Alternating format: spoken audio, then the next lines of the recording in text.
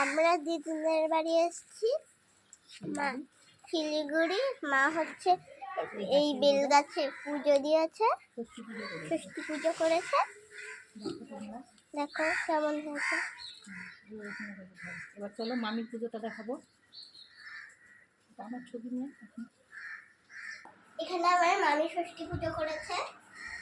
ঘরের ঠাকুর দেখাও। এবার ঘরের ঠাকুরগুলো দেখো।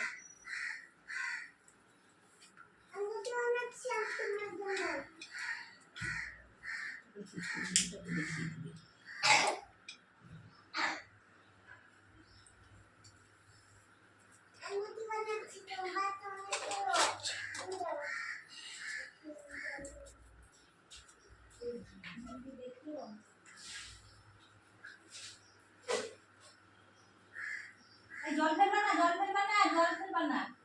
এই যে কত জল নিয়েছো।